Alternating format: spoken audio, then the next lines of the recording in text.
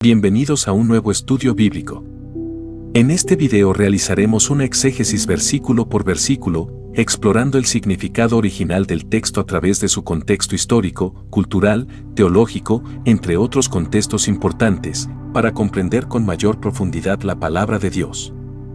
Mateo capítulo 9. Jesús perdona y sana a un paralítico. Mateo 9:1. Entonces, entrando Jesús en la barca, pasó al otro lado y vino a su ciudad.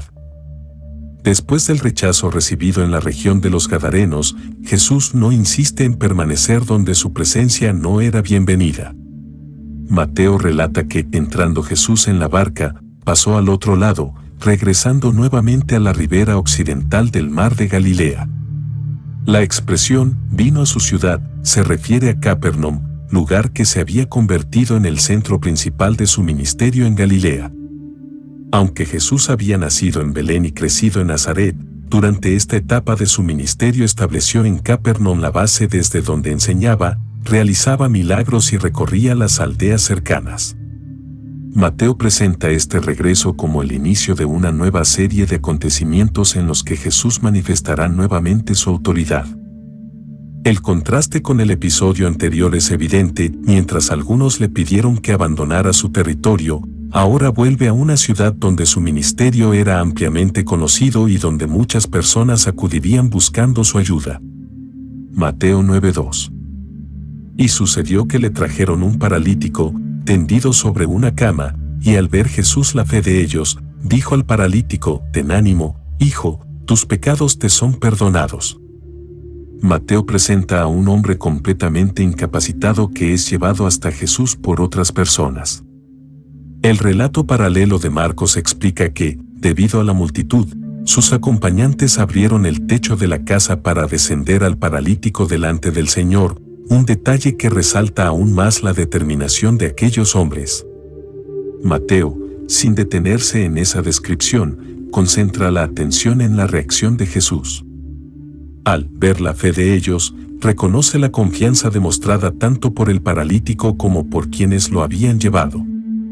Sin embargo, en lugar de sanar inmediatamente su enfermedad física, Jesús pronuncia unas palabras inesperadas: «Ten ánimo, hijo, tus pecados te son perdonados».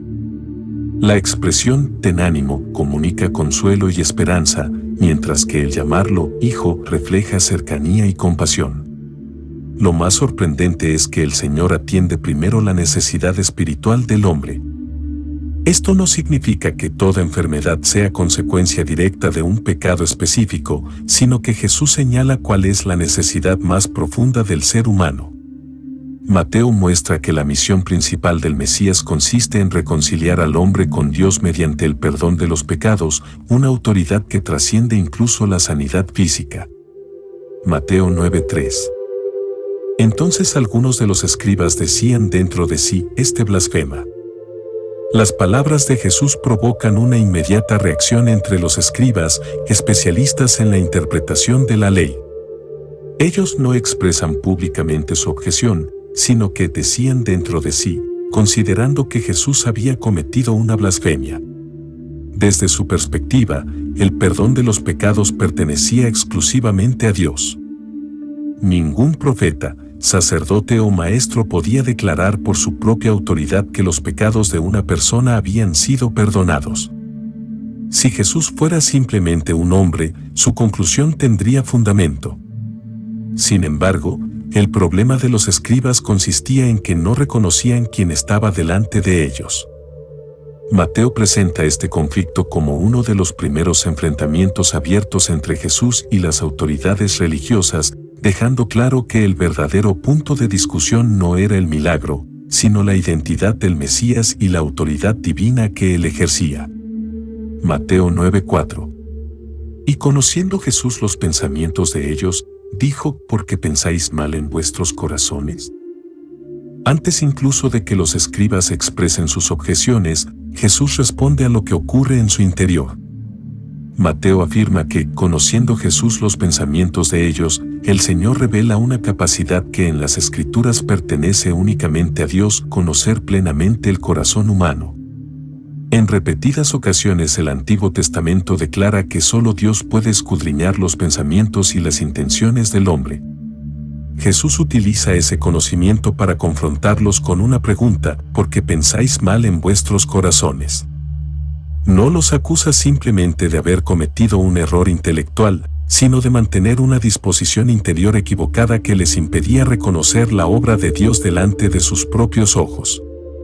Mateo muestra que el rechazo hacia Jesús no nacía únicamente de una interpretación incorrecta de la ley, sino también de un corazón endurecido que se resistía a aceptar la autoridad del Mesías. Mateo 9:5. Porque, ¿qué es más fácil, decir los pecados te son perdonados o decir levántate y anda? Jesús plantea una pregunta que obliga a los escribas a reflexionar sobre la verdadera cuestión. Desde una perspectiva humana, resulta más sencillo decir tus pecados te son perdonados, porque nadie puede verificar inmediatamente esa afirmación. En cambio, ordenar a un paralítico levántate y anda expone públicamente la autenticidad o falsedad de quien pronuncia esas palabras, ya que el resultado será visible para todos. Sin embargo, el propósito de Jesús no consiste en establecer cuál acción requiere mayor poder, pues tanto el perdón de los pecados como la sanidad de un paralítico son imposibles para el ser humano. Su intención es demostrar que el milagro visible servirá como evidencia de la autoridad invisible que acaba de ejercer al perdonar los pecados.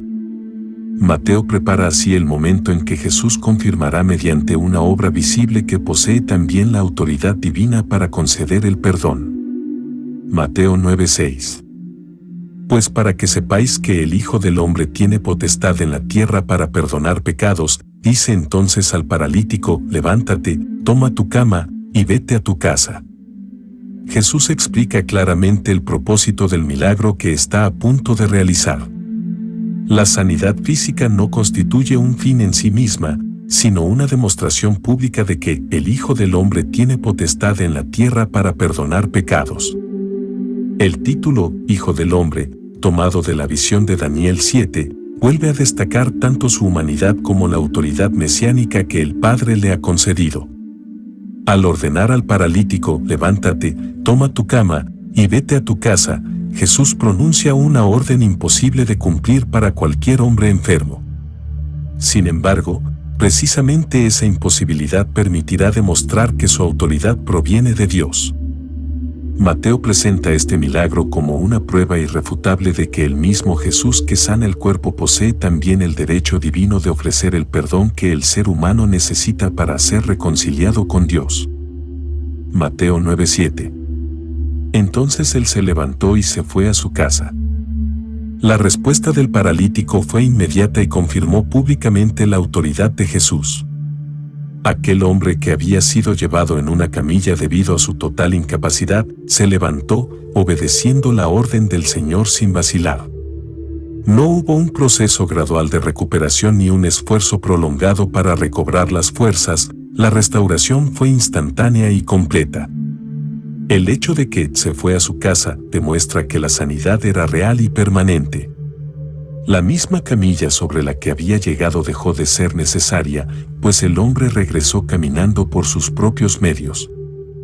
Mateo presenta este milagro como la evidencia visible de una realidad aún mayor. Si Jesús pudo hacer caminar a un paralítico con una sola palabra, también tenía autoridad para cumplir lo que había declarado primero, es decir, perdonar sus pecados.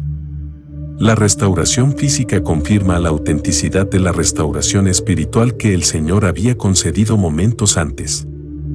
Mateo 9:8.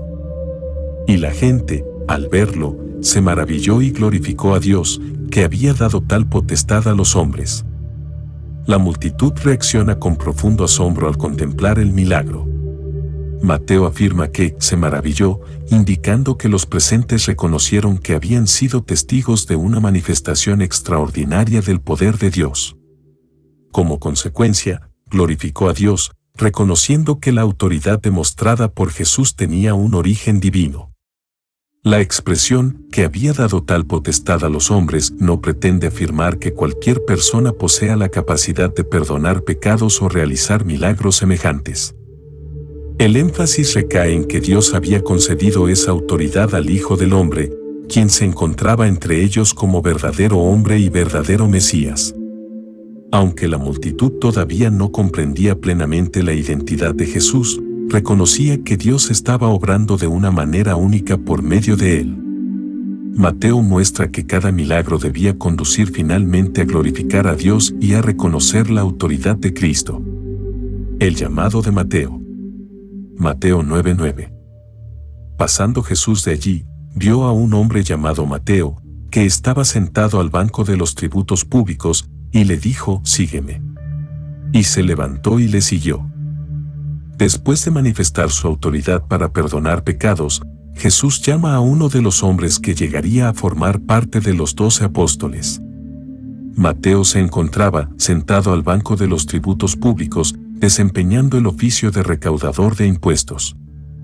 Los publicanos trabajaban para la administración romana cobrando tributos a la población, razón por la cual eran profundamente despreciados por muchos judíos.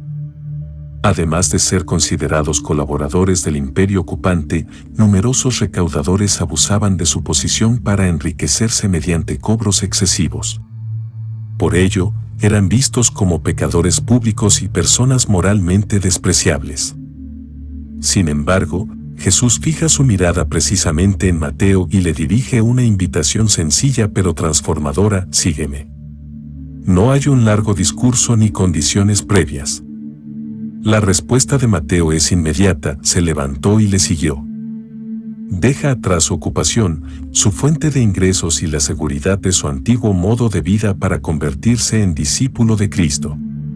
Mateo presenta su propio llamado como una demostración de que la gracia de Dios alcanza incluso a quienes la sociedad considera indignos y que el seguimiento de Jesús exige una respuesta decidida e inmediata.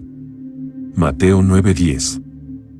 Y aconteció que estando él sentado a la mesa en la casa, he aquí que muchos publicanos y pecadores, que habían venido, se sentaron juntamente a la mesa con Jesús y sus discípulos. Después de responder al llamado del Señor, Mateo ofrece un banquete en su casa, como muestran los relatos paralelos de Marcos y Lucas. Allí reúne a muchas personas pertenecientes a su mismo círculo social, muchos publicanos y pecadores. En el lenguaje de la época, el término pecadores se utilizaba para describir a quienes eran considerados moral o ceremonialmente impuros por los líderes religiosos, ya fuera por su conducta o por no observar rigurosamente las tradiciones judías. Que Jesús se sentara a la mesa con ellos tenía un profundo significado cultural. Compartir una comida expresaba aceptación, comunión y disposición para relacionarse con esas personas.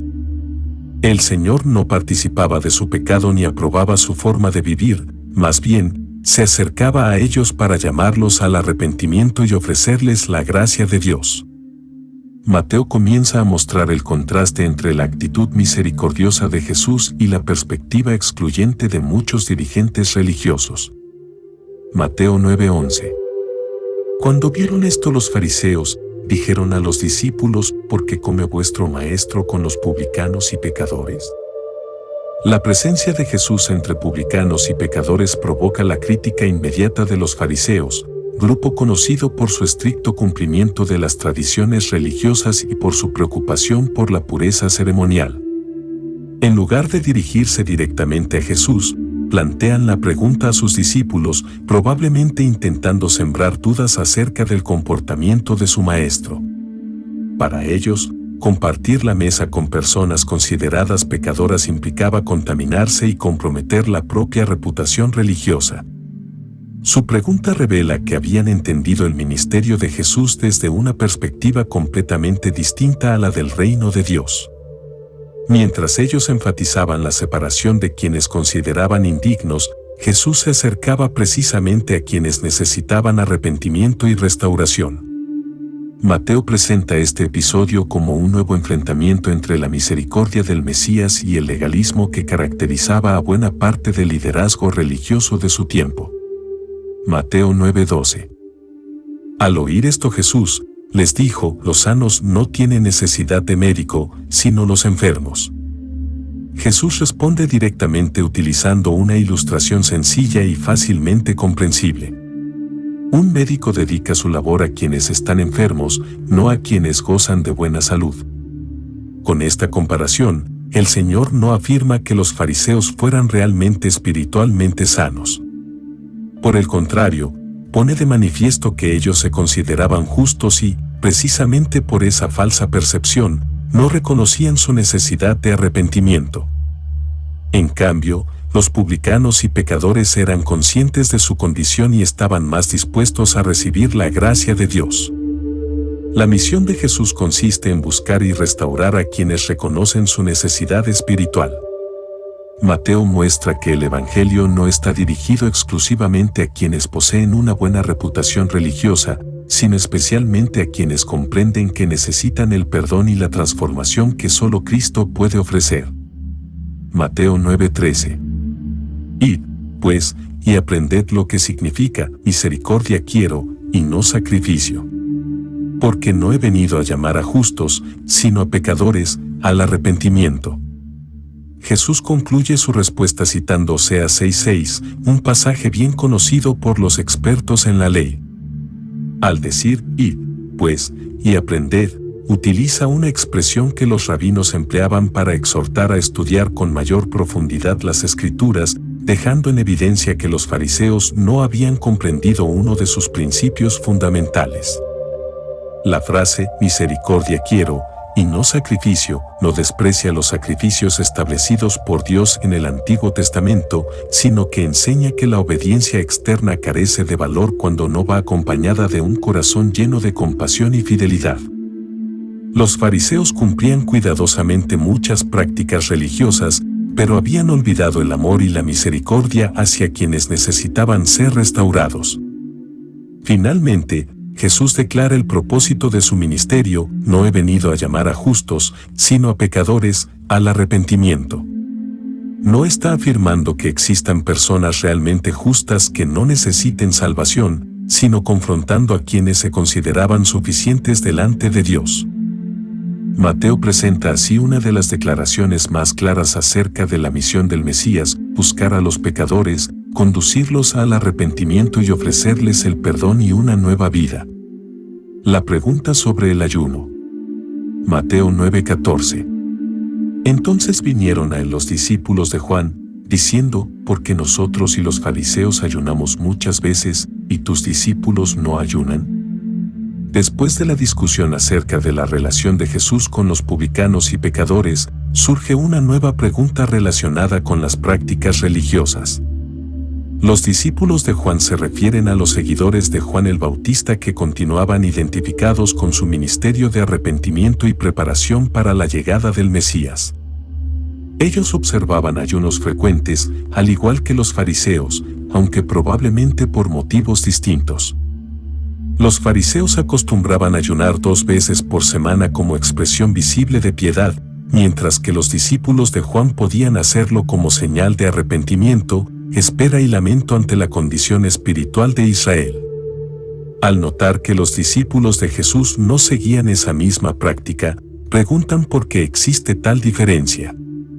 La pregunta no necesariamente expresa hostilidad, pero revela que todavía no comprendían plenamente la novedad del tiempo mesiánico inaugurado por Cristo. Mateo introduce así una enseñanza en la que Jesús explicará que su presencia transforma la manera en que deben entenderse ciertas prácticas religiosas. Mateo 9:15. Jesús les dijo: ¿acaso pueden los que están de bodas tener luto entre tanto que el esposo está con ellos? Pero vendrán días cuando el esposo les será quitado, y entonces ayunarán. Jesús responde utilizando la imagen de una celebración matrimonial, uno de los acontecimientos más alegres de la vida judía. Los que están de bodas eran los amigos y acompañantes del novio, quienes participaban de varios días de fiesta. Mientras el esposo permanecía con ellos, el luto y el ayuno resultaban completamente inadecuados, porque ese era un tiempo de gozo. Jesús se identifica implícitamente como el esposo, una imagen que en el Antiguo Testamento se utilizaba para describir la relación de Dios con su pueblo. Su presencia entre los discípulos significaba que el tiempo esperado de la salvación mesiánica había comenzado, por lo que la respuesta apropiada era la alegría y no el duelo. Sin embargo, añade que llegará el momento en que el esposo les será quitado, una referencia anticipada a su muerte violenta. Entonces sus discípulos ayunarían, no como una práctica externa para obtener reconocimiento, sino como expresión genuina de dolor, dependencia y anhelo espiritual. Mateo muestra que Jesús no elimina el ayuno, sino que lo sitúa correctamente dentro de la nueva realidad inaugurada por su persona y su obra. Mateo 9:16. Nadie pone remiendo de paño nuevo en vestido viejo, porque tal remiendo tira del vestido, y se hace peor la rotura.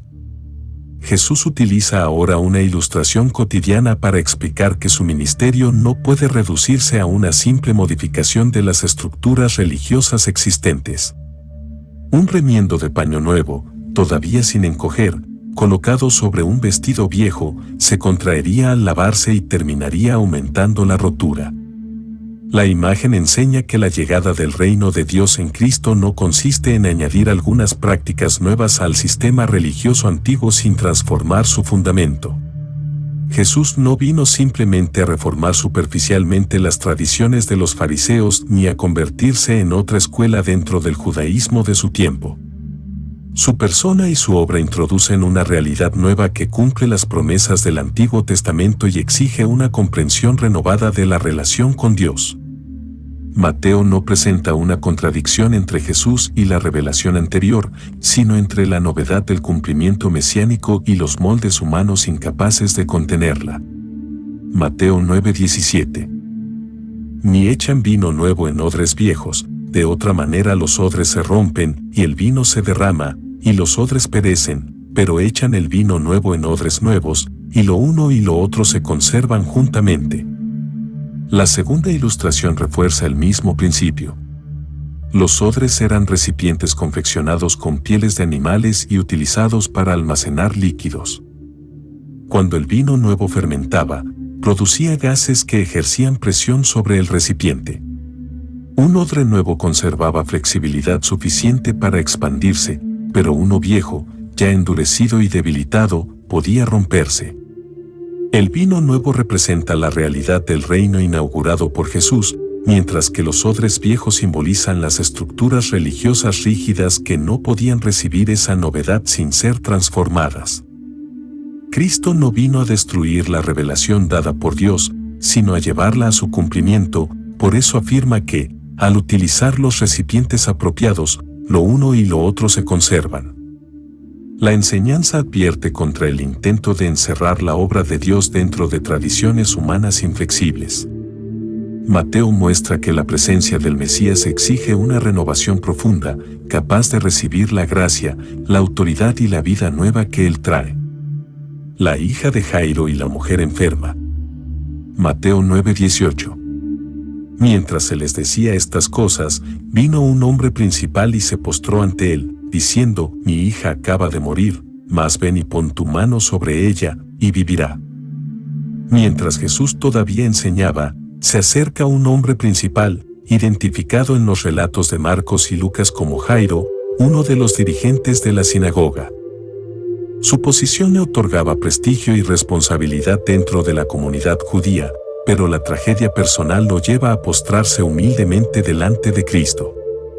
Mateo resume el desarrollo de los acontecimientos y presenta a la hija como ya muerta, mientras los otros evangelios describen que inicialmente estaba agonizando y que la noticia de su muerte llegó después.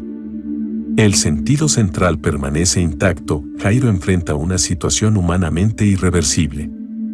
Sin embargo, expresa una confianza extraordinaria al decir: ven y pon tu mano sobre ella, y vivirá. No solo cree que Jesús puede sanar una enfermedad grave, sino que incluso posee poder sobre la muerte. Mateo presenta esta petición como una nueva manifestación de fe en la autoridad del Señor, superior a cualquier límite natural. Mateo 9:19. Y se levantó Jesús, y le siguió con sus discípulos. Jesús responde inmediatamente a la petición de Jairo. No pronuncia en este momento una promesa ni exige una explicación adicional, sino que se levantó y lo acompaña. Esta acción revela nuevamente la disposición compasiva del Señor para acercarse a quienes sufren. Aunque Jairo era un hombre importante dentro de la sinagoga y pertenecía a un sector que frecuentemente mostraría resistencia hacia Jesús, Cristo no permite que esas diferencias interfieran con su misericordia. Sus discípulos también lo siguen, convirtiéndose en testigos de una obra que demostrará una autoridad aún mayor que las sanidades anteriores. Mateo mantiene la tensión del relato mientras introduce, en el camino hacia la casa, otro encuentro que revelará nuevamente el poder y la sensibilidad de Jesús. Mateo 9:20. Y aquí una mujer enferma de flujo de sangre desde hacía 12 años, se le acercó por detrás y tocó el borde de su manto. Mientras Jesús se dirigía a la casa de Jairo, Mateo introduce el caso de una mujer que llevaba 12 años padeciendo un flujo continuo de sangre. Además del sufrimiento físico prolongado, esta condición tenía graves consecuencias religiosas y sociales, pues según la ley de Moisés la hacía ceremonialmente impura. Todo aquello que tocaba quedaba afectado por esa impureza ritual, por lo que probablemente había vivido durante años en aislamiento, limitada en su participación comunitaria y religiosa. Su acercamiento, por detrás, puede reflejar vergüenza, temor o el deseo de no llamar la atención entre la multitud. La expresión, el borde de su manto, se refiere probablemente a los flecos que los varones judíos llevaban en sus vestiduras como recordatorio de los mandamientos de Dios. Mateo no atribuye poder mágico a la ropa de Jesús, el énfasis está en la fe de la mujer, que reconoce que incluso el contacto más discreto con Cristo será suficiente para recibir sanidad. Mateo 9:21. Porque decía dentro de sí, si tocare solamente su manto, seré salva. La mujer se acerca impulsada por una convicción que había repetido dentro de sí. Su pensamiento revela una confianza profunda en el poder de Jesús, aunque todavía expresada mediante una acción concreta: tocar su manto. La palabra traducida como seré salva puede referirse tanto a ser sanada como a ser librada, mostrando que ella buscaba una restauración completa de la condición que había dominado su vida durante tantos años. No pensaba que necesitaba una larga ceremonia, una oración pública ni una atención especial del Maestro. Estaba convencida de que bastaba el contacto más mínimo con él. Aunque su comprensión pudo contener elementos imperfectos, la esencia de su confianza estaba correctamente dirigida hacia Cristo. Mateo muestra que la fe verdadera no depende de su espectacularidad, sino del objeto en quien descansa. La mujer no confiaba finalmente en el manto, sino en la autoridad de quien lo llevaba. Mateo 9:22. Pero Jesús, volviéndose y mirándola, dijo: ten ánimo, hija, tu fe te ha salvado. Y la mujer fue salva desde aquella hora.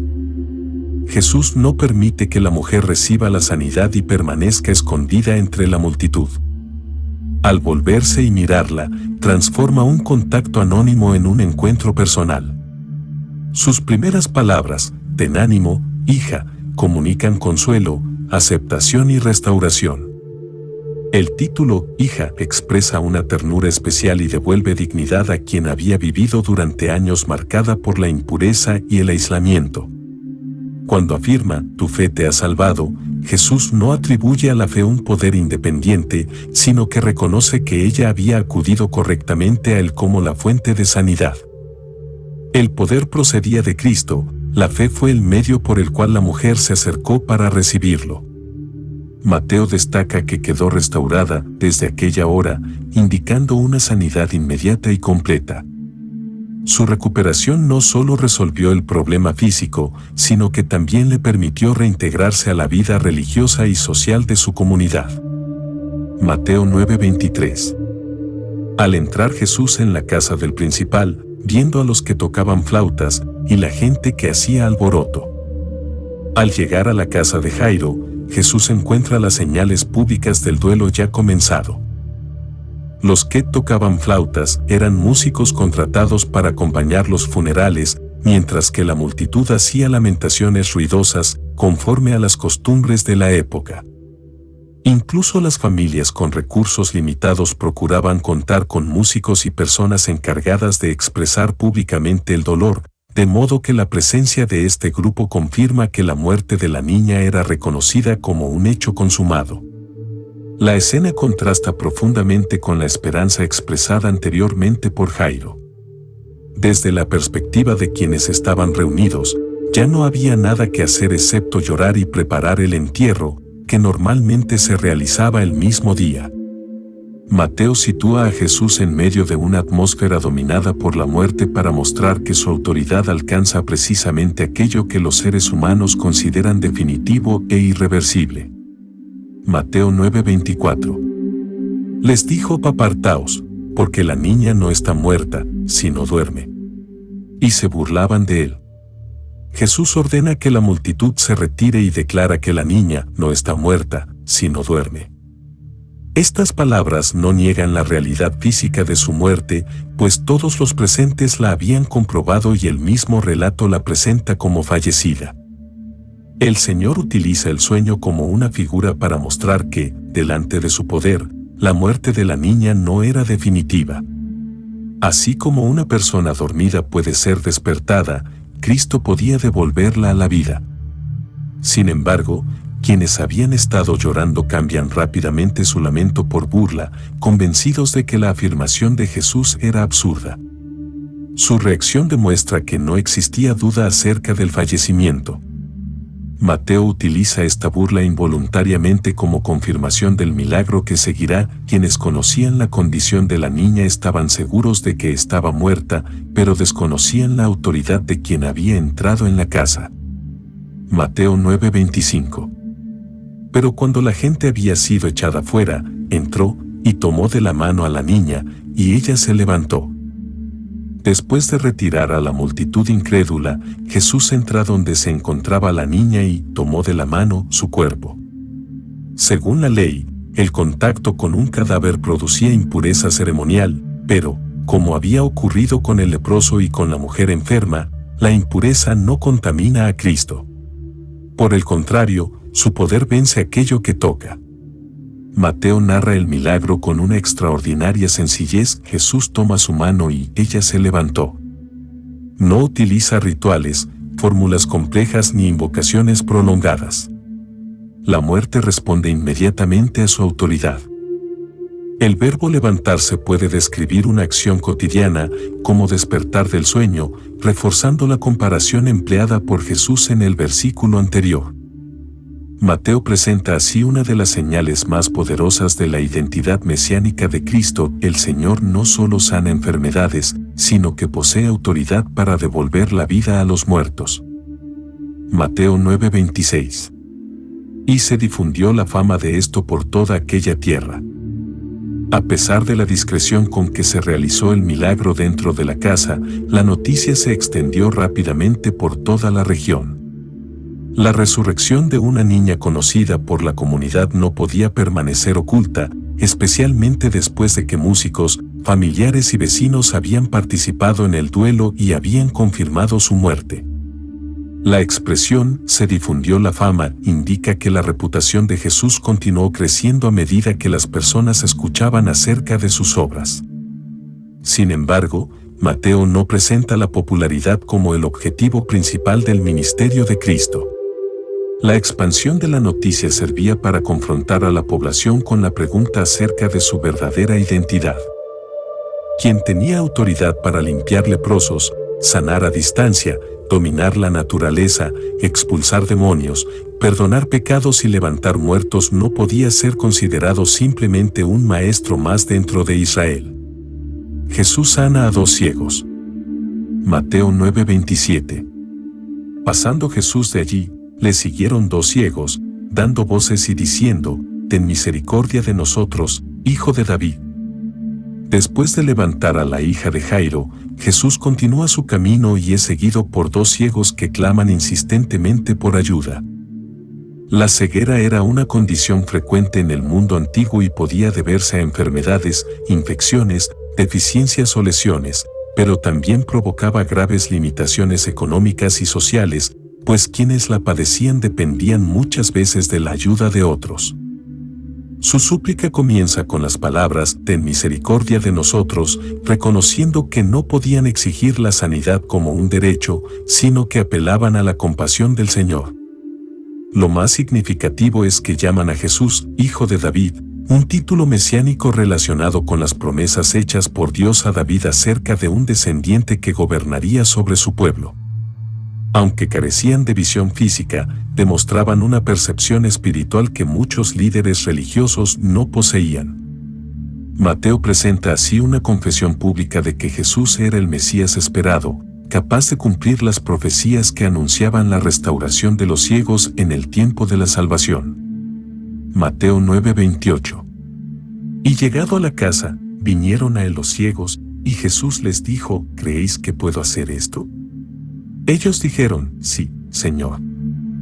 Jesús no responde inmediatamente al clamor de los ciegos en el camino, sino que permite que los sigan hasta la casa. Esta demora no debe entenderse como falta de compasión, sino como una forma de poner de manifiesto la perseverancia y la naturaleza de su fe. Una vez dentro, les pregunta directamente: ¿creéis que puedo hacer esto? La cuestión no consiste únicamente en si desean ser sanados, sino en si reconocen que Jesús posee verdaderamente el poder necesario para abrir sus ojos. Ellos responden de manera breve y clara: sí, Señor. Al llamarlo Señor, expresan respeto y sometimiento y confirman que su esperanza está depositada en su autoridad. Mateo muestra que la fe bíblica no es una expectativa vaga ni una confianza en la fuerza del pensamiento, sino una respuesta personal a la identidad y al poder de Cristo. Los hombres no afirman creer en la posibilidad de un milagro en general, sino específicamente en la capacidad de Jesús para realizarlo. Mateo 9:29. Entonces les tocó los ojos, diciendo: conforme a vuestra fe os sea hecho. Jesús toca los ojos de los ciegos, un gesto que expresa cercanía y compasión hacia personas acostumbradas a vivir en dependencia y marginación. El contacto físico no era necesario para que el milagro ocurriera, pues en otros casos Cristo sanó únicamente mediante su palabra, pero aquí sirve para comunicar personalmente que la obra estaba siendo realizada por Él. La declaración, conforme a vuestra fe os sea hecho, no enseña que la intensidad de la fe produzca automáticamente el milagro ni que la fe sea una fuerza independiente. Jesús sigue siendo la fuente y el autor de la sanidad. La expresión indica que aquellos hombres recibirían lo que habían esperado de Él, porque habían reconocido correctamente su autoridad y acudido confiando en su poder. Mateo subraya así la relación entre la fe y la obra de Cristo. La fe no crea la capacidad del Señor, sino que descansa en una capacidad que Él ya posee plenamente. Mateo 9:30. Y los ojos de ellos fueron abiertos.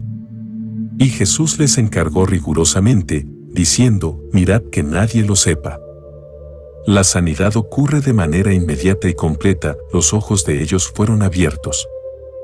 Mateo emplea una expresión directa que recuerda las profecías de Isaías acerca del tiempo mesiánico, cuando los ojos de los ciegos serían abiertos como señal de la intervención salvadora de Dios. A continuación, Jesús les ordena con firmeza que no divulguen lo sucedido. Esta prohibición puede parecer extraña, especialmente porque el milagro confirmaba su identidad, pero revela que Cristo no deseaba que su misión fuera reducida a la fama de un hacedor de prodigios. La creciente popularidad podía atraer multitudes motivadas únicamente por beneficios materiales, provocar una reacción política prematura o alimentar expectativas equivocadas acerca de un Mesías nacionalista. Jesús quería que su identidad fuera comprendida a la luz de toda su obra, incluida su muerte y resurrección. Mateo muestra que el Señor controla no solo sus milagros, sino también el modo y el momento en que su misión debe ser conocida.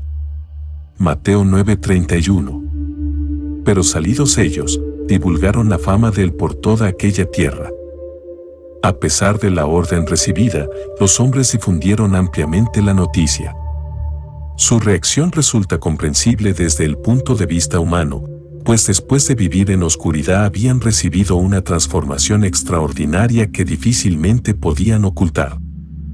Sin embargo, Mateo deja claro que actuaron en contra de una instrucción directa de Jesús.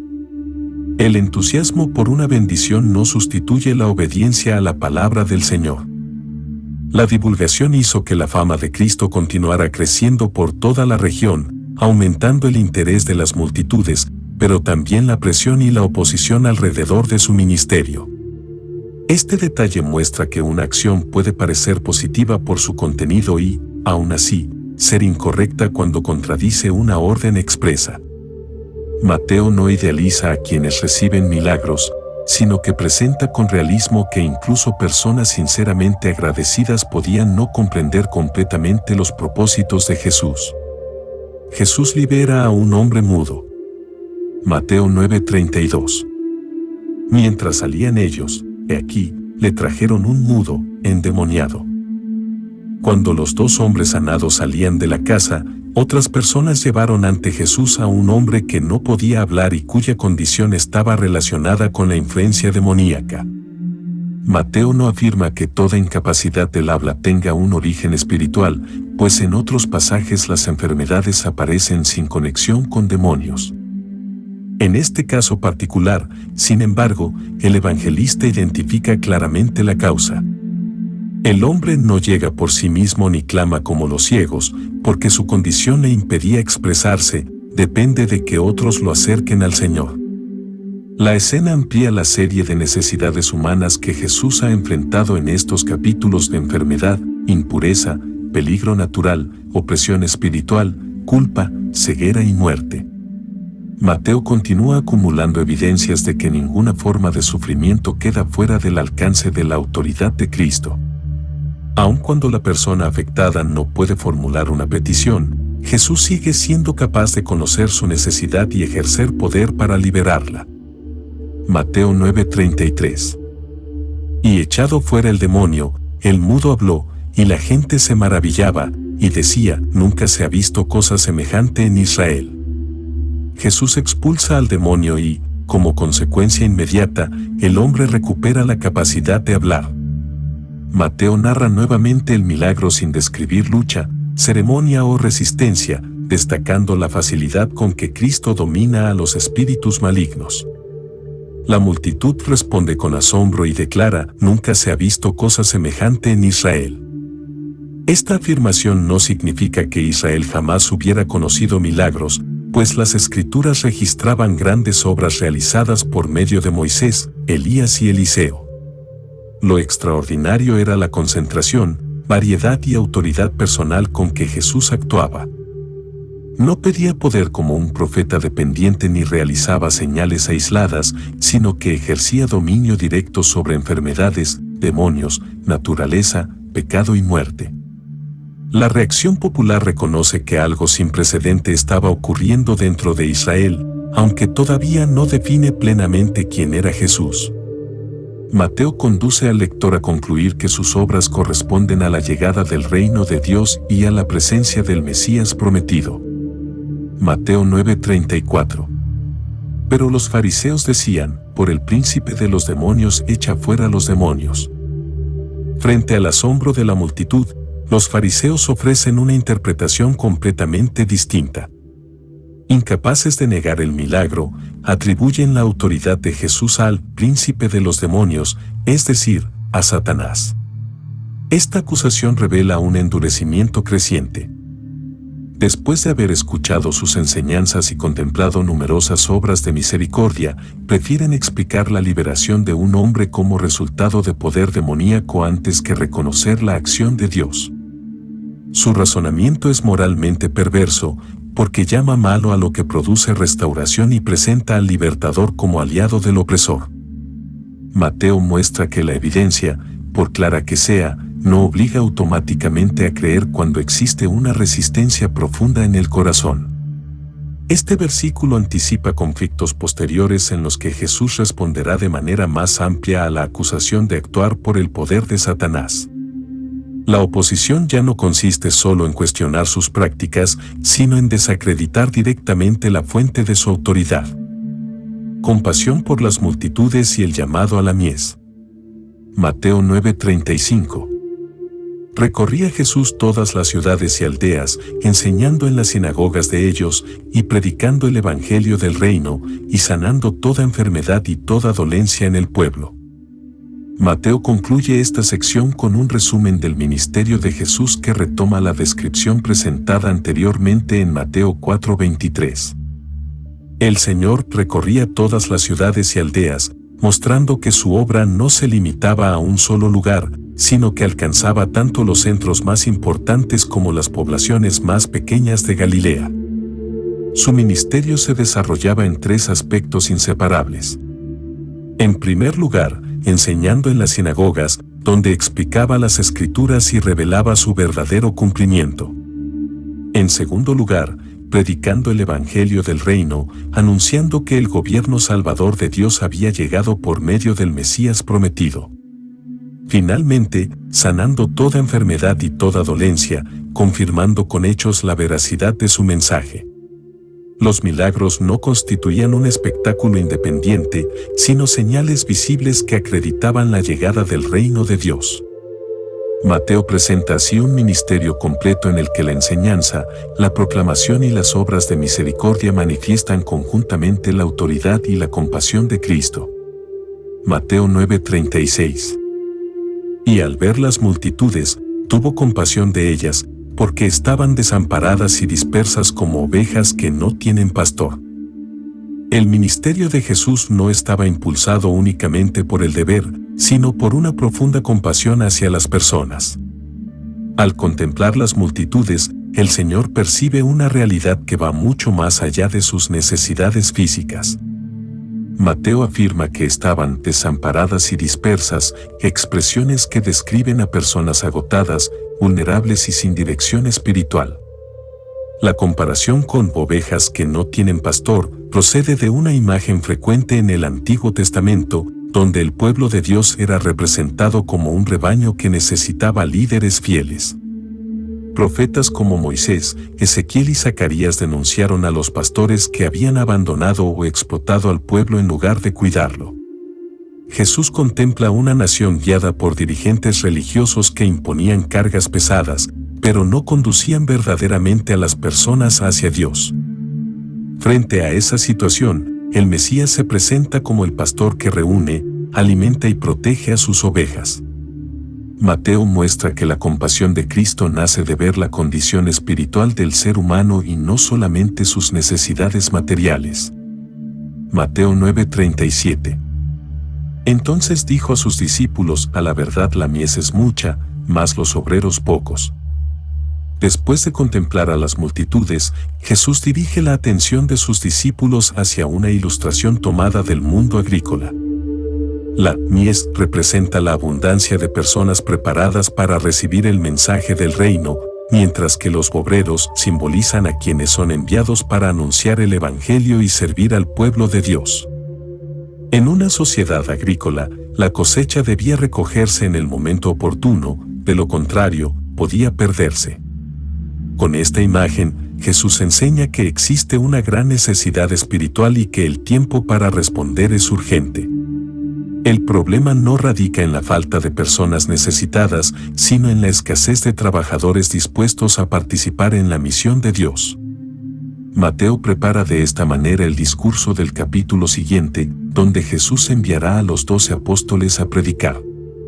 Antes de enviarlos, les hace comprender la magnitud de la tarea y la necesidad de más servidores para la obra del reino. Mateo 9:38. Rogad, pues, al Señor de la mies, que envíe obreros a su mies. La primera respuesta que Jesús demanda ante la gran necesidad espiritual no es la acción inmediata, sino la oración. Los discípulos deben rogar al Señor de la mies, reconociendo que la obra pertenece a Dios y que Él es quien llama, capacita y envía a sus siervos. La expresión su mies recuerda que las personas no pertenecen a los obreros, sino al Señor mismo. Ningún ser humano puede producir por sus propias fuerzas la verdadera cosecha espiritual, todo depende de la iniciativa y el poder de Dios. Resulta significativo que, Inmediatamente después de este mandato, Jesús llamará y enviará precisamente a los mismos discípulos que estaban orando. Mateo enseña así que quienes piden obreros para la obra de Dios deben estar dispuestos también a convertirse ellos mismos en respuesta a esa oración. El capítulo concluye destacando que la misión nace de la compasión de Cristo, depende de la autoridad del Señor de la mies y requiere hombres y mujeres enviados por Él para participar en su obra salvadora.